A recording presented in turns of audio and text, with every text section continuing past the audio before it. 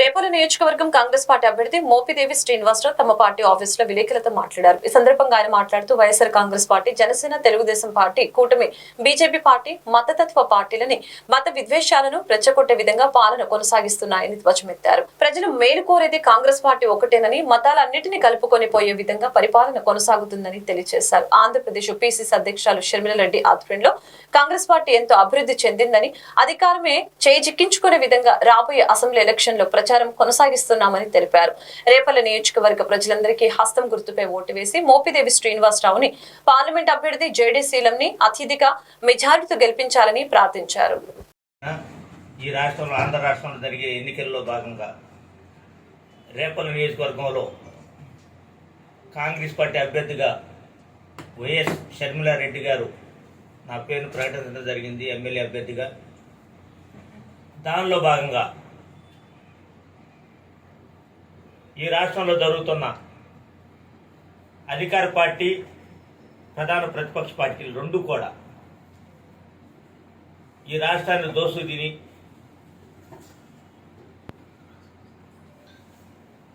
ఏ మాట అయితే చెబుతున్నారో దానికి విరుద్ధంగా రాష్ట్ర ప్రజల మీద ఎన్నో భారాలు మోపి రాష్ట్ర రాజధాని లేకుండా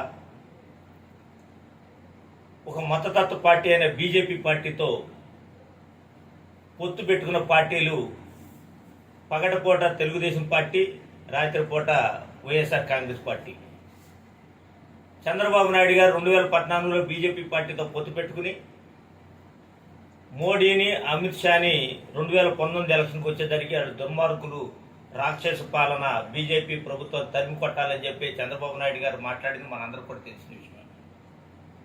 అదేవిధంగా 2014లో చంద్రబాబుతో పొత్తు పెట్టుకున్నప్పుడు వైఎస్ జగన్మోహన్ జార్ఖండ్ ఆ పరిస్థితిలోకి మనం కూడా వెళ్ళిపోతాం. మన రాష్ట్రం చాలా సౌమ్యంగా ఉంటుంది, మన రాష్ట్రం ప్రశాంతమైన వాతావరణంలో ఉంటుంది. అలాంటి రాష్ట్రాన్ని తీసుకెళ్లి గుజరాత్ లాగా మోడీ చేతిలో పెడతాం అనేది ఈ నియోజకవర్గ ప్రజలు ఆలోచన చేయాలి. ముస్లిం సోదరులు, దళిత క్రైస్తవులు వాళ్ళ మీద జరిగే దాడులు మేము తీవ్రంగా ఖండిస్తున్నాం. బీజేపీ పార్టీతో సంబంధం లేదని చెప్పి ఆ రెండు పార్టీలు భేటీ రాగలిగితే రాలేవు. చంద్రబాబు నాయుడు మోడీని ఏమనలేడు, జగన్మోహన్ రెడ్డి గారు ఏమనలేడు. చంద్రబాబు గారి మీద కేసులు ఉండి లోపలికి చేస్తాడు ఏదన్నా మాట్లాడితే, వైఎస్ జగన్మోహన్ రెడ్డి గారి మీద కేసులు ఉండి ఏమైనా మాట్లాడితే లోపలికి చేస్తాడు. కాబట్టి వీళ్ళిద్దరూ కూడా ఇవాళ అనుసరిస్తున్న విధానాన్ని ఈ నియోజకవర్గ ప్రజలు వ్యతిరేకించాలి, కాంగ్రెస్ పార్టీకి ఓటేయాలి. నన్ను రేపల్లి నియోజకవర్గం షర్మిలారెడ్డి గారు బలపరిచారు కాంగ్రెస్ పార్టీ అభ్యర్థిగా.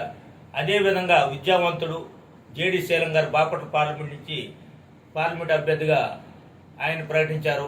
మా ఇద్దరికి కాంగ్రెస్ పార్టీ హస్తం గుర్తుపై ఓటేసి రేపల్లి నియోజకవర్గ అభివృద్ధిలో మమ్మల్ని భాగస్వాములు చేయాలని చెప్పేసి మీ మీడియా సోదరుల ద్వారా నేను రేపల్లి ప్రజలు తెలియజేస్తాను.